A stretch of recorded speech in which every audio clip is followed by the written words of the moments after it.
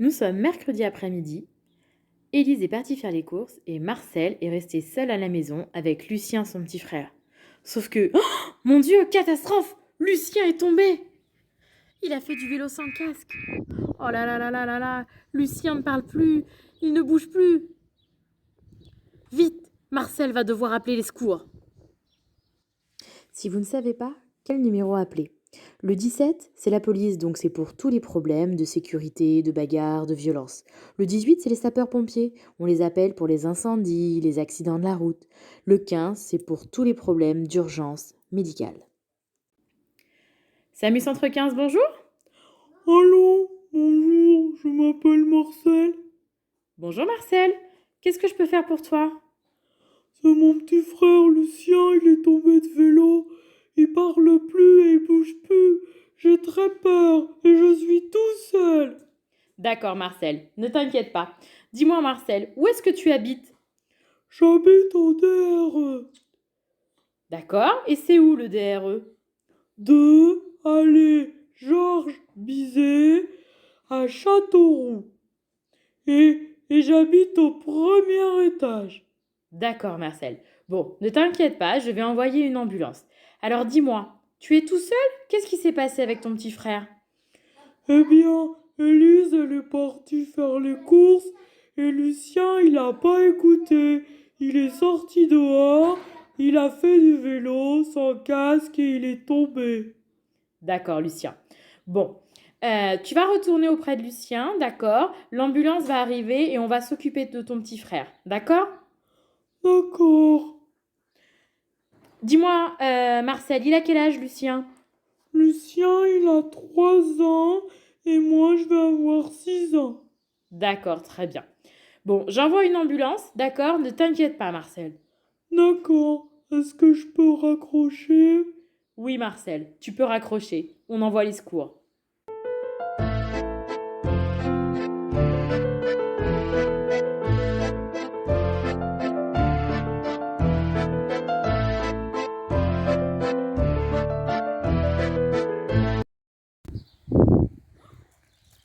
Marcel! Marcel, qu'est-ce qui se passe? Eh oh Marcel, tu m'entends? Serre-moi la main. Bouge tes pattes, Marcel. Allez, cligne les yeux. Marcel! Marcel ne répond pas à des ordres simples. Il ne dort pas, il est inconscient. Il faut maintenant qu'on vérifie s'il respire. Je vais basculer prudemment sa tête en arrière. Je mets une main sur le front, 2 doigts sous le menton et je bascule prudemment sa tête en arrière. Avec mon pouce qui est libre, je vais lui ouvrir la bouche et je me penche délicatement sur lui. Avec mon oreille, je vais écouter si j'entends des bruits de respiration. Avec ma joue, je vais sentir si je sens de l'air sortir de sa bouche. Et avec mes yeux, je regarde si je vois son ventre monter ou descendre. C'est bon, il respire. Donc Marcel, il est inconscient, il respire. Je ne peux pas le laisser allongé sur le dos parce que comme il est inconscient, sa langue, elle est en arrière et il ne peut pas recracher, il ne peut pas vomir. Donc si je le laisse comme ça, Marcel, il peut mourir. Je vais le mettre en position latérale de sécurité, en PLS, et après j'irai appeler les secours. Alors, je vais mettre son bras, celui-ci qui est le plus proche de moi, je vais le mettre à 90 degrés, une équerre, comme ça. Je vais venir attraper le bras qui est le plus loin de moi et je vais venir le mettre contre son oreille et contre sa joue. Voilà, et je ne lâche pas. Je vais attraper sa jambe qui est là plus loin. Hop, je vais la remonter et je vais basculer Marcel vers moi. Attention, on y va tout doucement, d'accord? Parce qu'on ne sait pas pourquoi il est tombé. Il a peut-être des fractures, il a peut-être mal au dos. Allez, je le bascule prudemment vers moi. Voilà. Quand on est ici, je viens maintenir son épaule pour dégager ma main qui est coincée. Et maintenant, je vais venir mettre hop, sa jambe en angle droit. Voilà. Comme ça, Marcel, il est calé. Je lui ouvre doucement la bouche. Voilà. Et maintenant, Marcel, il peut respirer, il peut recracher s'il a besoin, il peut vomir. Et maintenant, je vais pouvoir vérifier s'il respire encore. Voilà, maintenant Marcel est en sécurité. Je vais appeler les secours et ils vont venir nous aider.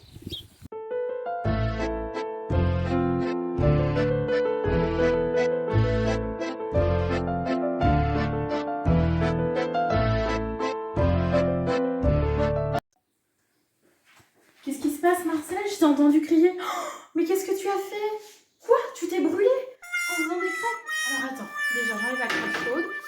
Ah Marcel, fais voir. Ah oui, tu t'es bien brûlé, dis donc. Ta brûlure, elle est plus grosse que la moitié de ta pâte.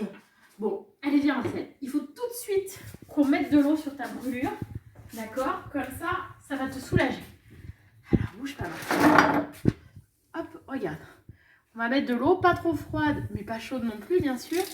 Et on va arroser ta pâte. Voilà. On arrose. Alors, tu t'es brûlé là. Attention, voilà. Ça va Marcel? Voilà, on va arroser. Comme ça, le fait d'arroser, ça permet d'arrêter la brûlure. Parce que parfois, même si on a enlevé la main de la poêle qui est chaude, ou même si on a enlevé la main de la flamme, la peau est à l'intérieur, ça continue de brûler. Le fait d'arroser, ça permet de stopper la brûlure. Et puis ça permet surtout de soulager, parce qu'une brûlure, ça fait très très mal. Voilà, donc on arrose. Pas avec de l'eau complètement froide, mais pas avec de l'eau chaude non plus. On arrose avec de l'eau tiède. On se met un petit peu au-dessus de la brûlure. Donc là, Marcel, il est brûlé ici. Hein, donc on se met un petit peu au-dessus. Et on va arroser, d'accord, pendant environ 10 minutes. Voilà, allez. Voilà, ça va Marcel? Ah Marcel, je t'ai déjà expliqué. Le four, la gazinière, c'est très dangereux pour les enfants. Il ne faut pas l'utiliser sans l'autorisation des parents. Voilà. Alors, hop, on va arrêter l'eau. Voilà. Et puis maintenant, on va t'allonger. Voilà, tranquillement. Voilà, Marcel. Alors, comment tu te sens, Marcel? Maintenant, les enfants, pour savoir si c'est une brûlure grave ou pas, on va regarder la taille de la brûlure. Si la brûlure, elle fait plus de la moitié de la paume, donc la paume, c'est ça, de notre victime, donc de notre Marcel, on va dire que c'est une brûlure grave. Donc il faut appeler le médecin, il faut appeler les secours. Si c'est une toute petite trace de brûlure, d'accord, qu'elle est plus petite que la moitié de la paume de notre Marcel, dans ces cas-là, on va surveiller avec papa et maman que ça ne s'infecte pas. Très important, quand une brûlure fait une cloque, ça arrive, c'est une réaction de la peau à la brûlure, il ne faut pas percer la cloque parce que le produit, l'eau qu'il y a dans la cloque, c'est ce qui nous protège de tous les petits microbes qui traînent. D'accord? Donc on ne perce pas la cloque. Et puis, si on ne sait pas si c'est grave ou pas, le mieux de tout, c'est d'appeler les secours et de demander à un docteur ce qu'il en pense.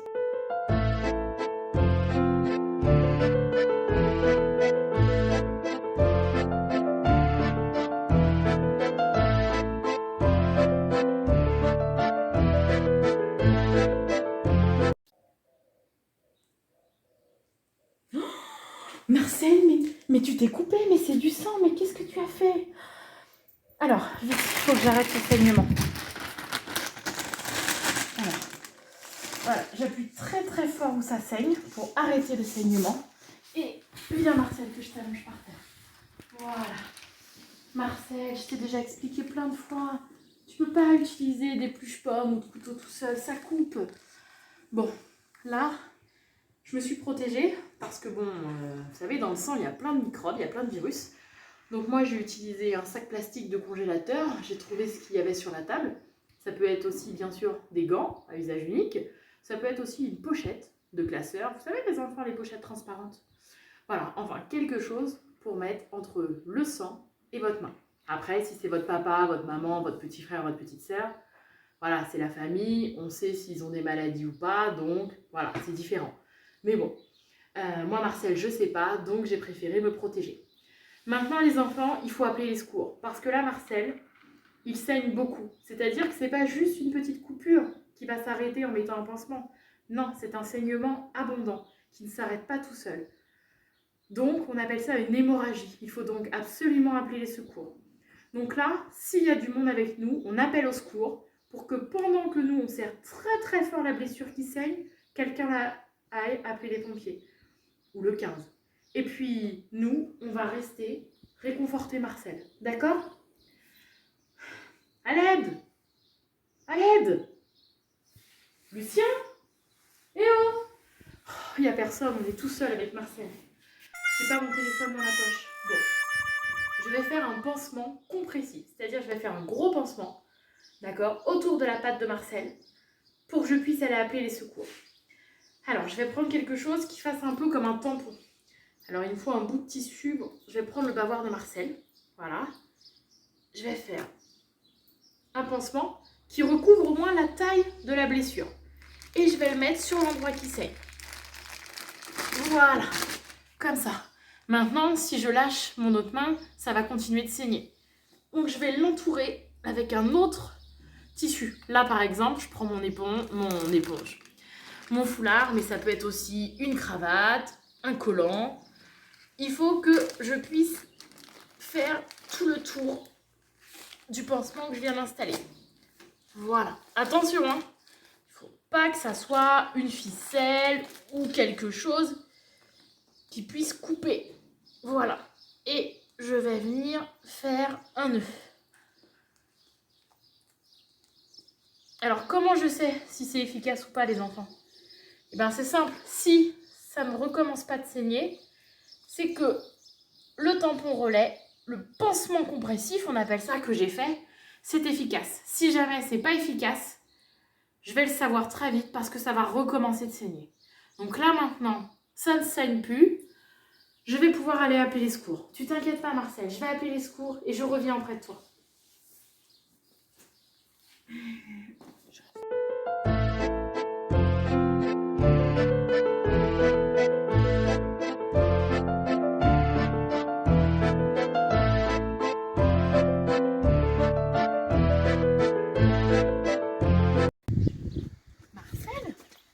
Marcel, oh non, c'est pas possible. Qu'est-ce qui t'arrive encore? Marcel, tu m'entends? Serre-moi la patte. Allez, Marcel, bouge tes pattes. Cligne des yeux. Marcel ne réagit pas à des ordres simples, il est inconscient. Bon, il faut qu'on vérifie s'il respire maintenant. Vous vous souvenez, les enfants? Une main sur le front, 2 doigts sur le menton. On bascule prudemment sa tête en arrière. Et avec notre pouce, on va venir lui ouvrir la bouche. Avec nos yeux, on regarde si on voit son ventre monter ou descendre. Avec notre oreille, on essaye d'écouter des bruits de respiration. Et avec notre joue, on essaye de sentir si on sent de l'air. Et on va compter jusqu'à 10. Allez, comptez avec moi. 1, 2, 3, 4, 5, 6, 7, 8, 9, 10. Si au bout de 10 secondes, on n'a aperçu aucun signe, ça veut dire que Marcel ne respire pas. Là, c'est très très grave, les enfants. Il faut absolument appeler les secours parce que sinon Marcel, il va mourir. Donc là, on appelle à l'aide, d'accord, pour que quelqu'un appelle les secours. Si on est tout seul, on va appeler les secours et après, on va revenir auprès de Marcel. Lucien, eh oh! Ah, Lucien, super. Écoute, Lucien, il faut que tu ailles appeler les secours, d'accord? Tu te souviens, Marcel, il nous a appris qui on devait appeler et ce qu'on doit dire. Tu leur dis de venir très très vite, que Marcel est inconscient et qu'il ne respire pas. D'accord? Ok, Lucien, vas-y. Et quand c'est fait, tu reviens me le dire. Bon, les enfants, pendant que Lucien va appeler les secours, moi, je vais faire un massage cardiaque. D'accord? Alors, pour faire un massage cardiaque, il faut que la personne qui ne respire pas, elle soit allongée sur quelque chose de dur. Là, Marcel, il est sur le sol, donc c'est très bien. Et ça veut dire que si la personne est sur un canapé ou sur un lit, on la met par terre. D'accord? Maintenant, je vais appuyer sur son ventre. D'accord? Je vais appuyer en haut, ici, sur le sternum. Vous savez, on a nos 2 seins et au milieu, on a quelque chose de très dur quand vous appuyez. Ça s'appelle le sternum. Et on va appuyer dessus parce que notre cœur, il est sous le sternum. Et quand on ne respire plus, ça veut dire que notre cœur, il bat plus. Donc nous, on va venir appuyer sur notre cœur, sur le cœur de Marcel, d'accord, pour essayer qu'il se remette à respirer, d'accord? Alors, on y va. On appuie avec le talon de la main. Donc je me mets sur le sternum de Marcel, bien au-dessus de lui, perpendiculaire à lui, comme ça. Mes 2 mains l'une sur l'autre et on va appuyer avec le talon de la main. Et on va faire ça 30 fois. Et 1.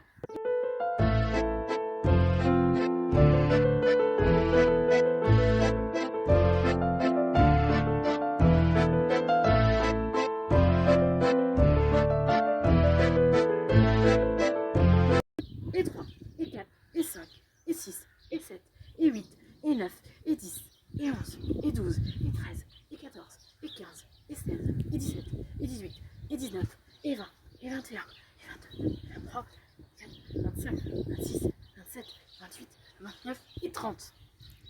30 fois les enfants, on va faire du bouche à Marcel.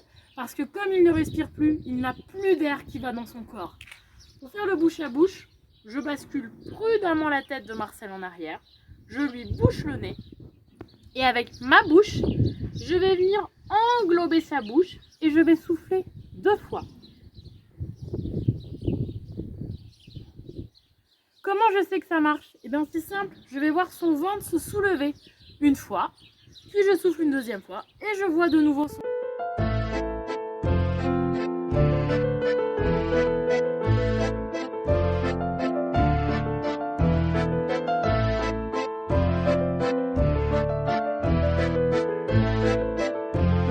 se soulever. Et je recommence les compressions. Vous vous souvenez les compressions? On appuie sur le sternum avec le talon de la main. Je mets ma première main, ma deuxième main dessus pour avoir plus de force.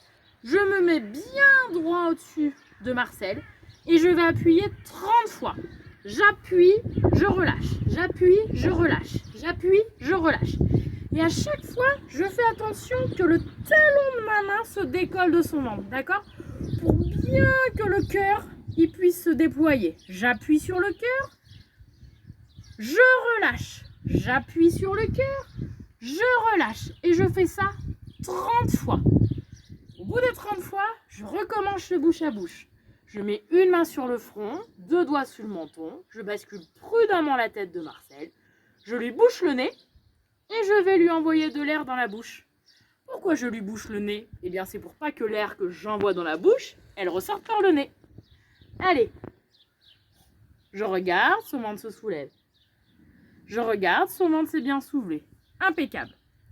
Et je recommence. 30 compressions, 2 fois le bouche à bouche. Les compressions, je fais bien attention que quand j'appuie, je relâche. Quand j'appuie, je relâche. Que ça soit bien le même rythme. Et 1, et 2, et 3, et 4, et 5, et 6, et 7, et 8, et 9, et 10, et 11, et 12, et 13, et 14, et 15, 16, 17, 18, 19, 20, 21, 22, 23, 24, 25, 26, 27, 28, 29, et 30. Et je continue le bouche à bouche. Très important les enfants. Faut savoir que ça va vite un massage. En 1 minute, on est censé au moins appuyer 100 à 120 fois sur le sternum de Marcel. D'accord? Donc c'est un rythme assez soutenu. Dès que j'ai fait une série de 30, je fais 2 fois le bouche à bouche. D'accord? J'ai fait 2 fois le bouche à bouche, je recommence une série de 30. Et je fais ça jusqu'à l'arrivée de secours. Très important. Si jamais il y a un défibrillateur, vous savez les défibrillateurs? C'est ces espèces de petites machines qu'on voit un petit peu partout, dans les grands magasins, à la mairie de Châteauroux.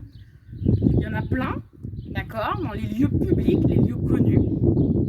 On demande à quelqu'un d'aller nous chercher le défibrillateur. On va ouvrir le défibrillateur et on va écouter la machine pour la mettre sur Marcel. D'accord? Parce que le défibrillateur, quand on ne respire plus, si on a un bouche à bouche, plus des compressions, plus un défibrillateur, c'est 40% de chance de sauver Marcel. Alors, on fonce. Si on n'a pas de défibrillateur comme moi, puisqu'ici on a la maison, eh bien c'est pas grave. On fait le bouche à bouche, on fait les compressions jusqu'à l'arrivée des secours. Ok les enfants? Allez, je continue. Et 1, et 2, et 3, et 4, et 5, et 6, et 7, et 8, et 9, et 10, et 11, et 12, et 13, et 14, et 15, et 16, et 17, et 18, et 20, et 21, et 22, et 23, et 24, et 25, et 26, et 27, et 28, et 29, et 30.